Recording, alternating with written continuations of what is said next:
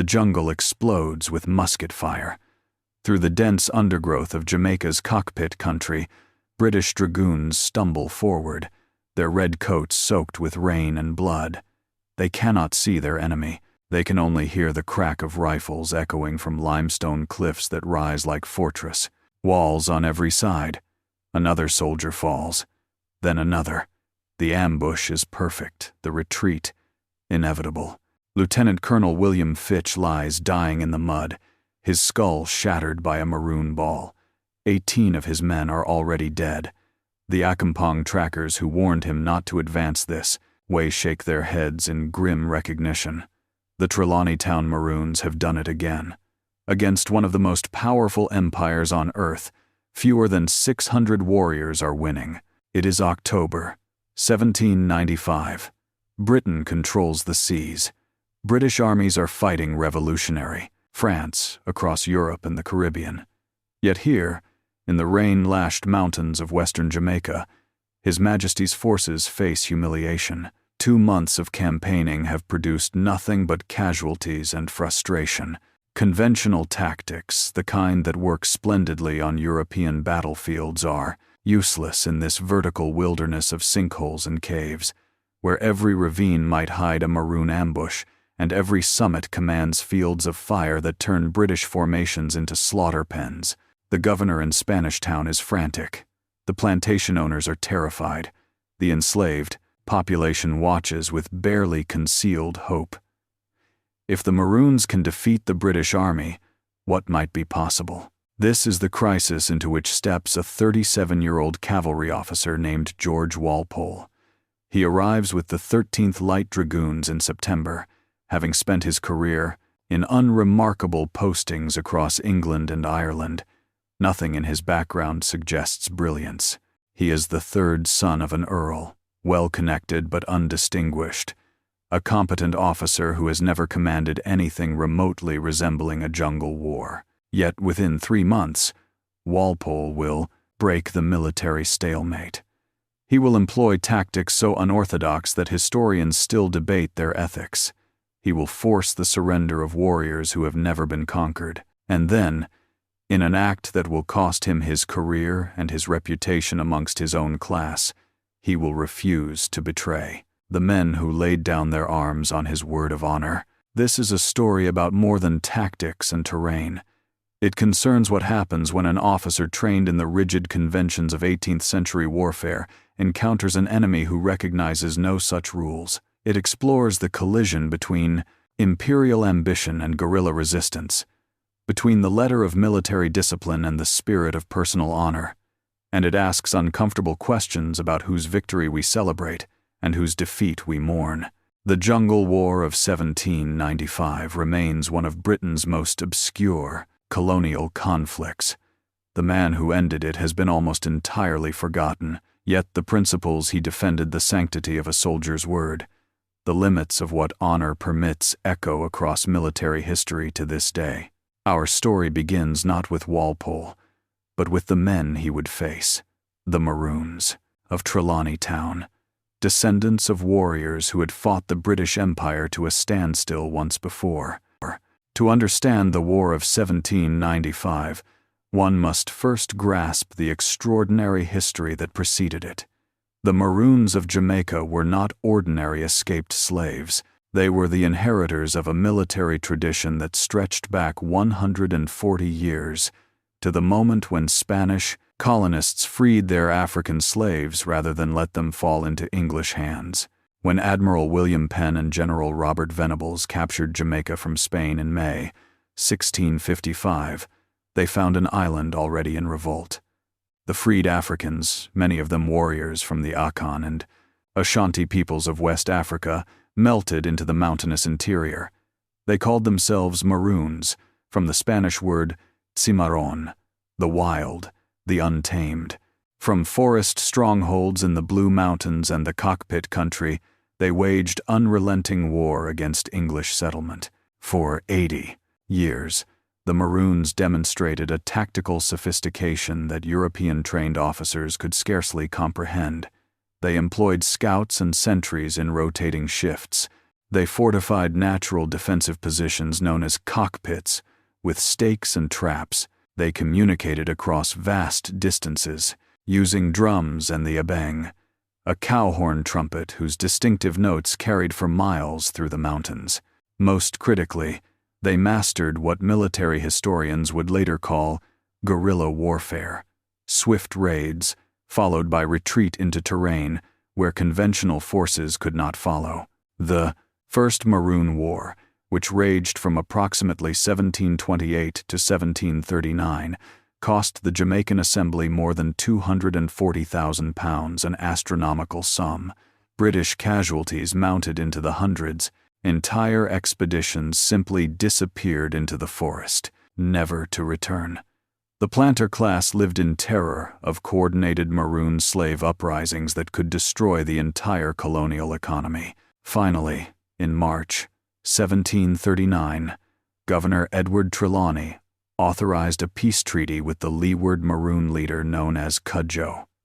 The treaty granted the Maroons of Cudjoe's town 1,500 acres of land in the Cockpit Country, along with remarkable concessions: self-governance under their own captains, the right to hunt freely, exemption from most colonial laws, and a permanent alliance with the British Crown.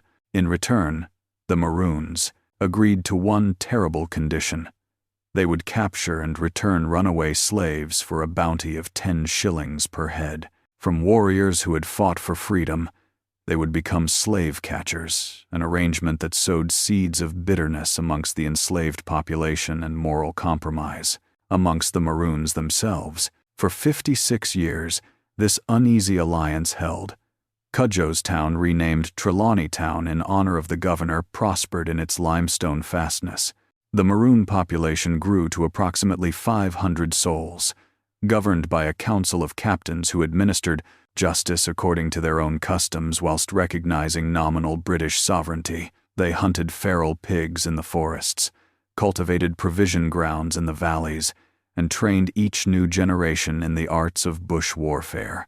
Yet the treaty's provisions proved increasingly difficult to honor. The Maroons found their allocated lands insufficient for a growing population. British settlers encroached on hunting grounds. Plantation owners treated the Maroons with contempt, seeing them as barely civilized savages who should be grateful for British tolerance. The bounty system for returning runaways became a source of constant friction, with planters accusing Maroons of harboring fugitives and Maroons complaining of unpaid rewards. In 1792, the Maroon leader Montague James, a man whose very name suggests the complex cultural synthesis of the community, petitioned the Jamaican Assembly for additional land. His request was ignored. Tensions simmered. Minor disputes escalated. The mutual respect that had characterized the early years of peace eroded into suspicion and grievance. Then came July 1795, to Trelawney Town. Maroons were caught stealing pigs in Montego Bay. Under the treaty, they should have been tried by Maroon captains. Instead, the St. James Parish magistrates asserted jurisdiction, a deliberate breach of the 1739 agreement. They found the men guilty and ordered them flogged by a black slave in public. The humiliation was calculated and complete. For 50 years, the Maroons had policed the slave population on behalf of the colonial authorities. Now they were being whipped by the very people they had helped to keep enslaved, whilst other slaves jeered. The message was unmistakable. In the eyes of the white planter class, Maroons and slaves were equally contemptible. When 6 Maroon captains, including Montague James and Major John Jarrett, came to Spanish Town to present their grievances formally, the new governor made a catastrophic decision. Alexander Lindsay, 6th Earl of Balcarres, was a hardened military veteran who had fought at Saratoga during the American Revolution. He arrived in Jamaica in March 1795, convinced that French revolutionary agents were infiltrating the slave population and poisoning Maroon loyalties. He saw conspiracy where there was merely wounded pride. Balcarres ordered the Maroon delegates arrested. Then he issued an ultimatum: Trelawney Town must surrender unconditionally or face military action. There would be no negotiation, no arbitration, no acknowledgement that the colonial authorities had violated the treaty first. The Maroons' response was swift and unequivocal. On the 25th of July, 1795, they began burning plantations in St. James Parish. The Second Maroon War had begun. The British response demonstrated the gulf between European military doctrine and the realities of Caribbean warfare. Governor Balcarres mobilized the colonial militia, 3,000 strong but poorly trained planters' sons and overseers. He called up British regular troops from the Kingston garrison. He sent urgent requests to London for reinforcements. Within weeks, over 5,000 men were deployed against fewer than 600 Maroon warriors and their families. The force disparity appeared overwhelming. British commanders expected a short campaign. They would surround Trelawney Town, cut off supplies, and compel surrender through show of force. Standard siege doctrine applied countless times across the empire. They had not reckoned with the Cockpit Country itself. This extraordinary landscape, a geological wonder of conical hills separated by deep, enclosed valleys, had been sculpted by millions of years of rainfall, dissolving the limestone bedrock. The result was a nightmare of vertical topography. Hills rising 400 feet from valley floors, slopes covered in dense tropical forest, sinkholes that could swallow entire companies, and cave systems so extensive that Maroons could disappear underground for days. There were no proper roads, no cleared fields of fire, no way to bring up artillery or employ cavalry effectively. The terrain itself was a fortification more formidable than anything human engineers could construct. Into this killing ground marched Colonel William Fitch with the 83rd Regiment and a Compong Maroon. Trackers. Fitch was a competent officer who had raised his regiment 3 years earlier. He understood, intellectually, that he needed the Accompong trackers' fellow Maroons who had remained loyal to the Crown. What he did not understand was that warfare in the Cockpit Country bore no resemblance to the textbook tactics drilled into him at military college. The Accompong trackers warned him not to advance up a particular ravine on the 6th of September. Fitch ignored them. His men entered the ravine in column standard procedure when terrain forced linear movement. The Trelawney Maroons were waiting on the slopes above. The first volley killed Fitch and 17 of his soldiers. The wounded were finished off before the British could organize a retreat. 2 Accompong trackers also died, caught in the crossfire. The psychological impact of Fitch's death exceeded the tactical setback. British forces began moving with extreme caution, exhausting themselves in constant vigilance against ambush. The Maroons, meanwhile, grew bolder. They raided plantations within 10 miles of Montego Bay, burning cane fields and carrying off weapons. Enslaved people began disappearing, not back to plantations, but into the mountains to join the Maroons. Intelligence reports reaching Spanish Town suggested that as many as 350 runaways had joined Trelawney Town, doubling the Maroons' fighting strength. Throughout September and October, a dreary pattern emerged. British columns would march into the Cockpit Country with great fanfare. They would establish camps, send out patrols, and occasionally exchange fire with Maroon scouts. But they captured no significant positions, killed no important Maroon leaders, made no progress whatsoever toward forcing a decisive engagement. Each skirmish cost between 8 and 12 British casualties wounded or killed, whilst Maroon losses remained negligible. One colonial officer complained bitterly that in 2 months of fighting, British forces had killed perhaps 32 Maroons, a figure modern scholarship suggests was wildly optimistic. The real number was likely fewer than 20. The war was becoming embarrassingly expensive. Contemporary estimates suggest the campaign cost between £350,000 and £500,000, an amount that caused genuine alarm in London. Plantation production collapsed as labor was diverted to militia duty. The entire colony teetered on the edge of economic catastrophe. Governor Balcarres needed a miracle. In October 1795, he thought he had found one in Lieutenant Colonel George Walpole and the 13th Light. Dragoons. George Walpole arrived in Jamaica without illusions. At 37, he had spent 20 years in the army without seeing serious combat. He was the third son of Horatio Walpole, 1st Earl of Orford, well-bred, well-connected, but not wealthy enough to purchase rapid advancement. His career had been respectable and dull. Postings in England and Ireland, routine garrison duty, the comfortable mediocrity of peacetime soldiering in an army that valued social rank above tactical brilliance. The 13th Light Dragoons were likewise unremarkable. Raised as light cavalry in 1715, they had spent 8 decades training for European-style warfare, reconnaissance, screening, pursuit of broken infantry. Now they found themselves dismounted in tropical jungle, their horses useless in terrain where a man could barely walk, let alone ride. Balcarres promoted Walpole to local major general and gave him operational command in early October. The governor's instructions were clear: break the Maroon resistance by whatever means necessary. Walpole conducted his reconnaissance with the methodical care that characterized his entire approach. He rode through the Cockpit Country accompanied by Accompong guides, studying the terrain with fresh eyes. What he observed dismayed him. British forces were fighting on Maroon terms. They marched in formation through valleys whilst Maroons held the high ground. They established camps in predictable locations, then sent patrols along obvious routes.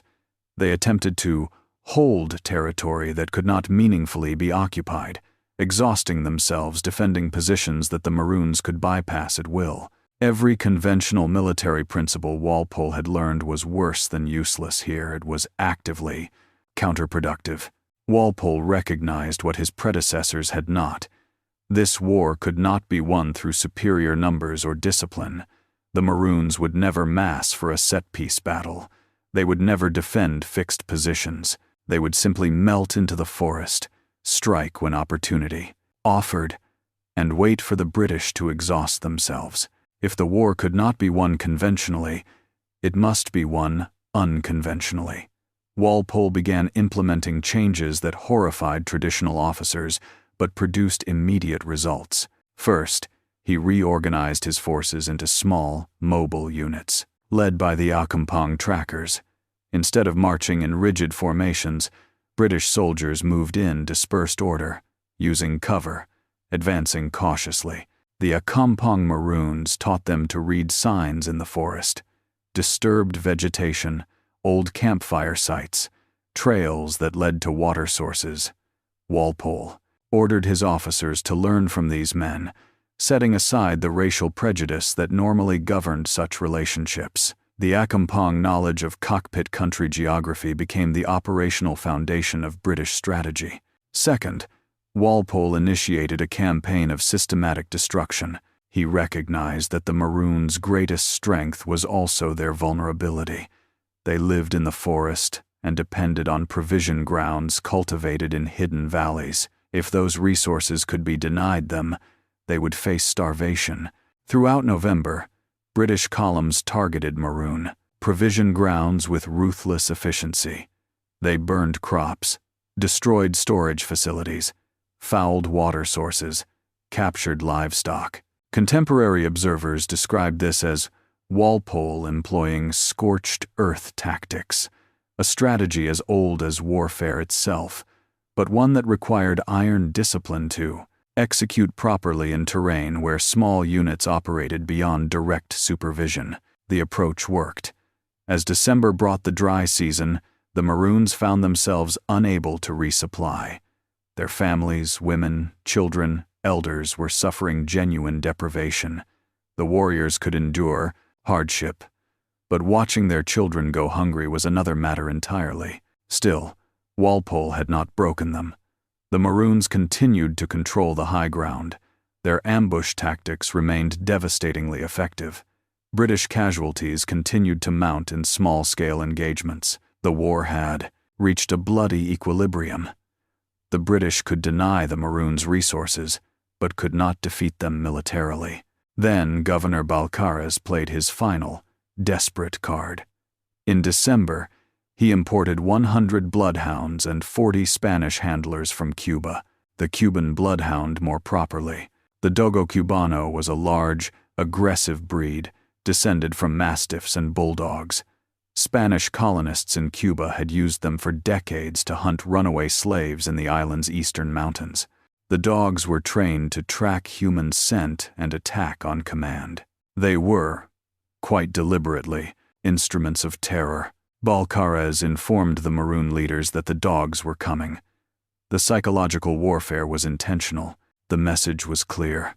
Surrender now, or face an enemy that cannot be ambushed, that will track you relentlessly, that will find your hiding places and tear apart your families. Montague James and his captains faced an impossible choice. They had not been defeated militarily. In a fair fight, if guerrilla warfare can be called fair, they had bested the British at every turn. But the rules had changed.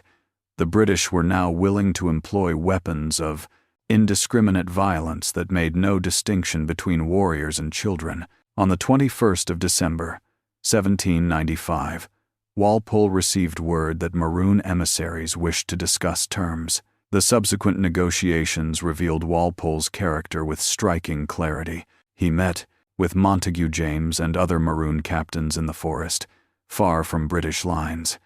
It was a gesture of respect and risk. Walpole could easily have been ambushed or taken hostage. Instead, he sat with men who had killed dozens of his soldiers and negotiated as equals. The terms Walpole proposed were straightforward. The Maroons would surrender their weapons and leave their stronghold. They would beg the king's pardon for rebellion. They would settle in new lands assigned by the government, and they would return any runaway slaves currently in their custody. In exchange, Walpole gave his personal word. No Maroon would be executed, and none would be transported off the island. That promise was the crux of everything that followed. Walpole pledged his honor an abstraction that meant nothing to modern cynics, but everything to an 18th-century British officer. He staked his reputation, his career, and his integrity on that promise. The Maroons, who understood the language of personal honor perhaps better than most Europeans, accepted his word. On the 22nd of December, they formally surrendered at Montego Bay. Women and children emerged first from the forest, followed by warriors carrying their weapons. They laid down muskets and cutlasses before British officers. After 5 months of war, the Maroons of Trelawney Town had been defeated not by superior tactics, but by superior ruthlessness. And the word of one honest officer, Walpole believed. The matter settled. Governor Balcarres had other plans. The treaty Walpole signed with the Maroons included a provision that they must present themselves by the 1st of January, 1796, to formally beg the king's pardon. This was standard 18th-century political theater, symbolic submission confirming military defeat. But Balcarres, in ratifying the treaty, added a crucial detail. He gave the Maroons only 3 days' notice of the deadline. Word did not reach all Maroon settlements in time. When the 1st of January arrived, fewer than half the Maroons had presented themselves. Balcarres declared the treaty void. The Maroons, he announced, had failed to comply with its terms. Therefore, they were still rebels and would be deported from Jamaica as a security measure. 581 Maroon men, women, and children were rounded up and marched to the coast. They would be shipped to Nova Scotia and never permitted to return. Walpole was incandescent with rage. The governor had used a technicality to violate a treaty negotiated in good faith. More importantly, Balcarres had destroyed Walpole's word, the only currency that mattered. In negotiations with an honorable enemy, the Maroons had surrendered, trusting British honor. That trust had been betrayed, and George Walpole's name was attached to the betrayal. In a move that stunned Jamaica's planter aristocracy, Walpole publicly denounced the governor's actions. He submitted his resignation from command, effective immediately. The Jamaican Assembly, grateful for his military success, voted him a gift of 500 guineas to purchase a ceremonial sword. Walpole refused the gift in terms that were expunged from official records but survive in contemporary accounts. He would not, he informed the Assembly, accept honors for a campaign that concluded with dishonor. Walpole departed Jamaica in disgrace by colonial standards, but in possession of something rarer, a clear conscience. He returned to England and was elected to Parliament for Derby in January 1797, where he served until 1806. He raised the matter of the deported Maroons repeatedly in the House of Commons, arguing that Britain had violated a solemn agreement and demanding the Maroons be permitted to return to Jamaica. His appeals fell on deaf ears. Secretary of War Henry Dundas, 1st Viscount Melville, supported Balcarres's decision. The Maroons, Dundas argued, were too dangerous to remain in Jamaica. Better they be removed to prevent future rebellions. The rights and wrongs of the treaty were, in his view, less important than colonial security. The Maroons themselves endured a bitter exile. In Nova Scotia, they were settled near Halifax in conditions that can only be described as appalling. The winter of 1796 to 1797 was brutally cold. 19 Maroons died within months. The survivors found themselves in a strange land, subjected to a climate they had never experienced, surrounded by people who viewed them with suspicion. Montague James, still the recognized leader, petitioned for relocation to Sierra Leone, the new British colony in West Africa, intended as a haven for freed slaves. In 1800, the British government finally agreed. 550 Maroons sailed from Nova Scotia to Freetown, where they would help establish Britain's West African experiment in controlled colonization. James Palmer, one of the fiercest Maroon captains who had personally beheaded an Accompong messenger, died within a month of arrival. Ironically, after slavery was abolished in the British Empire in 1838, some Maroons returned to Jamaica from Sierra Leone. They were hired as indentured laborers, the very people who had fought so hard for freedom now returning as contract workers. They settled in Flagstaff, near their old Cockpit Country territories, where their descendants remain today. To understand the legacy of the Second Maroon War, one must examine it from multiple perspectives: military, political, and moral. From a purely military standpoint, Walpole's campaign demonstrated principles that would become fundamental to counter-insurgency warfare. He recognized that superior numbers meant nothing in terrain that neutralized conventional advantages. He adapted to his enemy's tactics rather than insisting they fight on his terms. He employed indigenous knowledge systematically, treating the Accompong guides as professional equals rather than mere auxiliaries. His scorched earth strategy, whilst morally troubling, was tactically effective. It denied the insurgents their logistical base without requiring British forces to control territory directly. Modern military analysis of the Second Maroon War appears in staff college curricula, precisely because it illustrates principles that remain relevant. The British Army's counterinsurgency doctrine, codified after experiences in Malaya, Kenya, and Northern Ireland, explicitly references the importance of terrain analysis, indigenous intelligence, and adaptive tactics, all principles Walpole demonstrated in 1795. Yet Walpole's campaign was not the unqualified success that military historians sometimes suggest. He did not defeat the Maroons militarily. What he did was create conditions under which the Maroons accepted negotiation. The Bloodhounds, the threat of indiscriminate violence against non-combatants, were the factor that forced surrender, not superior tactics. This reality places the entire campaign in a morally ambiguous light. Can we celebrate military effectiveness achieved through the implied threat of terror weapons. The political consequences of the Second Maroon War rippled through British Caribbean policy for decades. The deportation of the Trelawney Town Maroons sent an unmistakable message to other Maroon communities. British treaties were worthless when inconvenient.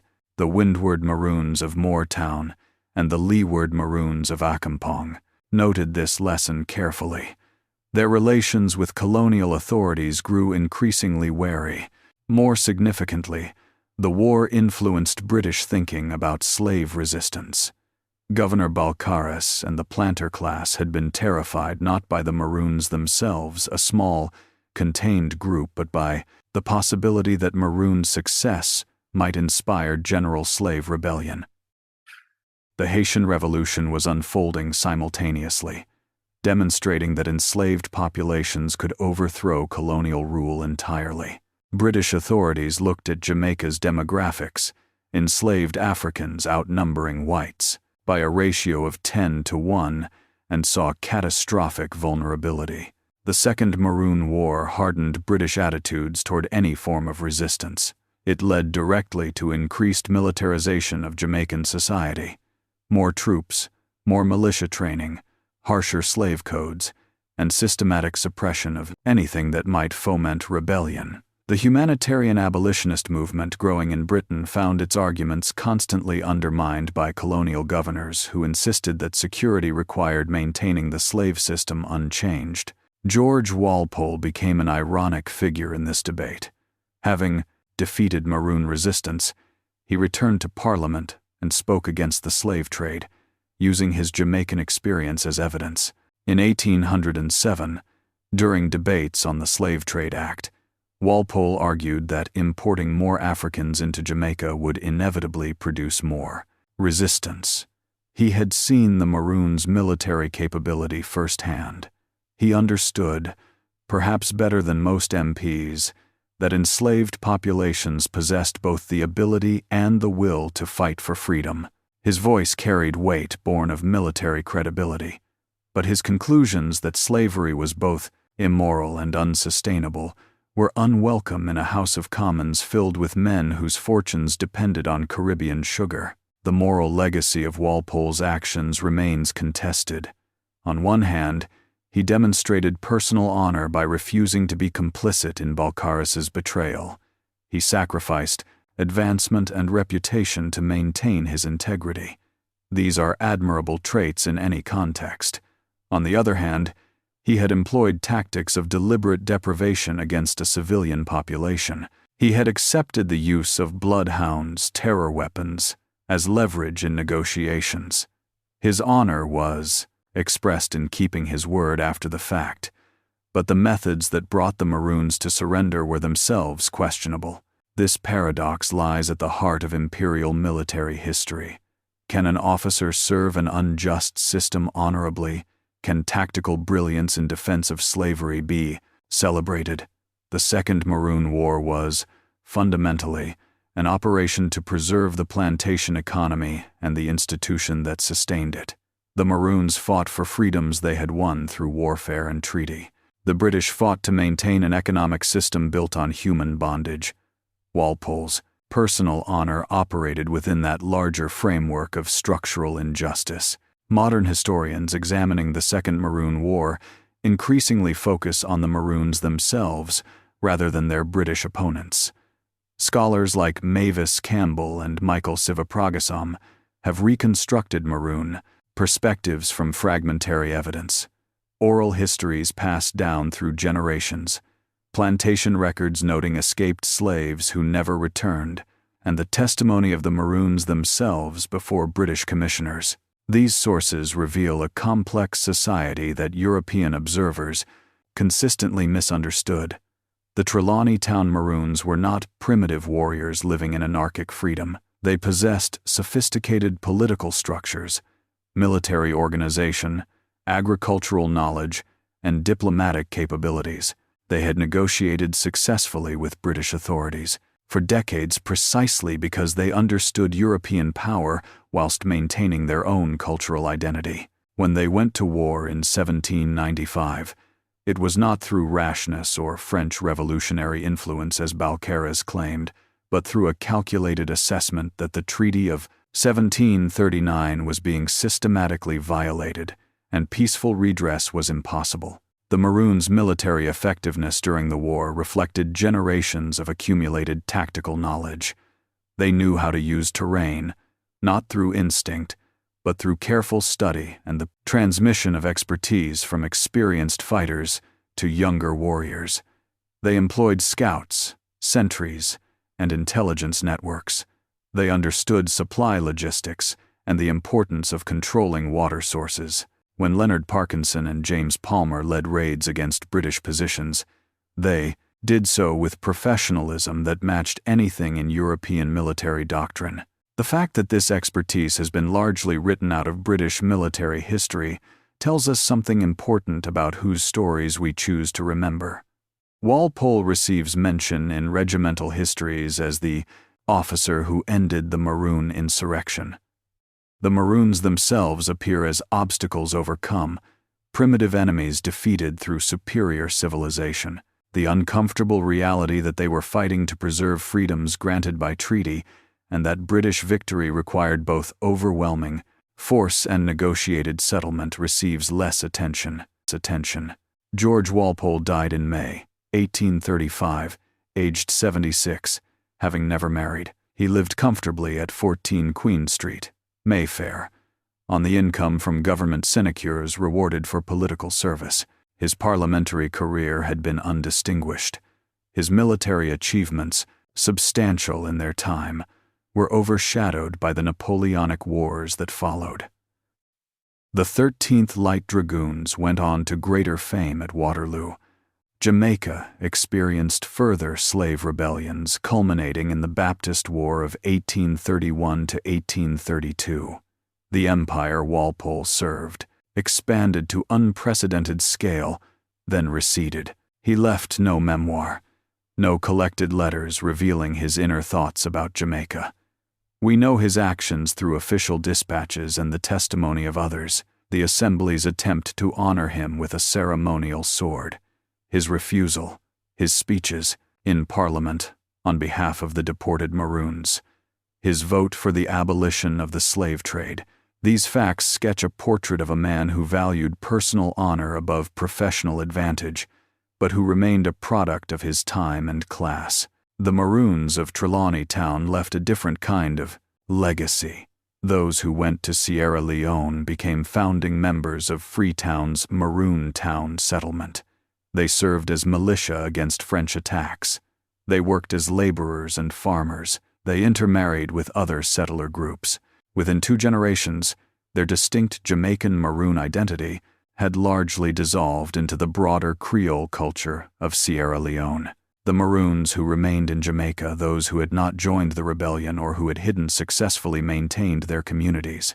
Accompong Town still exists today, governed under the 1739 treaty that technically remains in force. Every year on the 6th of January, the Accompong Maroons celebrate Cudjoe Day, commemorating the treaty that granted them autonomy. They elect their own colonel and maintain customs that blend African, indigenous, and European influences. Tourists can visit Accompong and hear oral histories passed down through 9 generations, stories of Cudjoe and the First Maroon War, of resistance and survival. The returned Maroons, who settled in Flagstaff after 1838, established their own community. They brought back knowledge from Nova Scotia and Sierra Leone, stories of ice and snow, of vast forests different from Jamaica's, of ships and cities.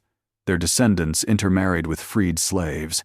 The Maroon identity became more cultural than political, a source of pride rather than a basis for separate governance. Trelawney Town itself, the stronghold that held out for 5 months against overwhelming British force, exists now only in place names and archaeological evidence. The provision grounds are overgrown. The cockpits where Maroons ambushed British soldiers are silent. Hikers occasionally discover remnants.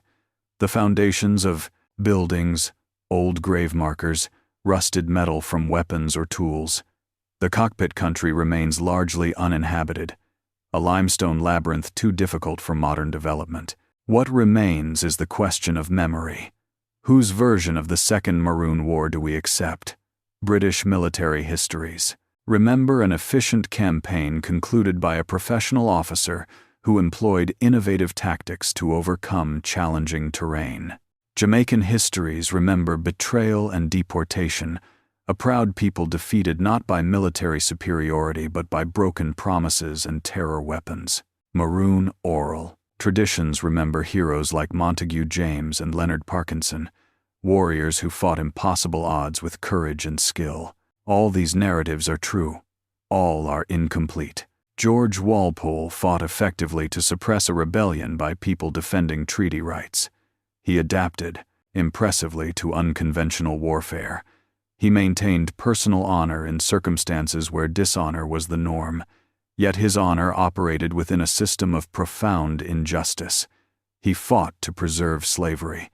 His tactical innovations made British imperial control more effective. His refusal to accept honors after Balcarres's betrayal was admirable, but it did not undo the campaign he had led or return the deported Maroons to their homeland. The Second Maroon War matters because it illuminates uncomfortable truths about imperial history. British military excellence was real. Officers, like Walpole, possessed professional competence, adaptability, and sometimes personal integrity. Yet that excellence served objectives that we now recognize as unjust. The men they fought, the Maroons, possessed equal military skill, fighting for freedoms we would now defend. The war's outcome reflected not moral superiority but material advantage and a willingness to employ measures the Maroons could not match. Modern British Special Forces study the Second Maroon War for tactical lessons, the importance of terrain analysis, the value of indigenous intelligence, the effectiveness of small unit operations. These are valid lessons, but perhaps the more important lesson is the one George Walpole learned too late, that tactical brilliance without moral foundation is hollow, that victory achieved through broken promises is no victory at all, and that honor lies not in winning but in how one wins. The Jungle War of 1795 ended 130 years ago. The players are long dead. The stakes: control of a Caribbean sugar colony, preservation of slavery, maintenance of treaty rights belong to history. Yet the questions persist. When does military effectiveness justify questionable means? What obligations do we owe to defeated enemies? How do we honor those on the wrong side of history who nevertheless acted with integrity? George Walpole refused a ceremonial sword because he understood that some victories should not be celebrated. That refusal is his monument, more enduring than any statue or memorial. In an empire built on force and extraction, one officer chose integrity over advancement. The gesture was futile. It did not save the Maroons from deportation or change imperial policy. But futile gestures matter. They remind us that individuals possess moral agency even within unjust systems. That personal honor can exist even in service to dishonorable causes. The Maroons of Trelawney Town deserved better than they received. They fought courageously. They honored agreements that others broke. They possessed military skills and social organization that belied the racist assumptions of their opponents. Their story deserves to be remembered alongside Walpole's, not as primitive enemies overcome by civilized forces, but as capable adversaries who lost because the resources marshaled against them were simply overwhelming. History is not written by the victors alone. It is written by those who care enough to remember the defeated, to question official narratives, to acknowledge that courage and honor do not belong exclusively to one side. The Jungle War of 1795 was Britain's victory. But George Walpole's refusal reminds us that not all victories are worth celebrating, and that sometimes the greatest honor lies in recognizing dishonor when we see it.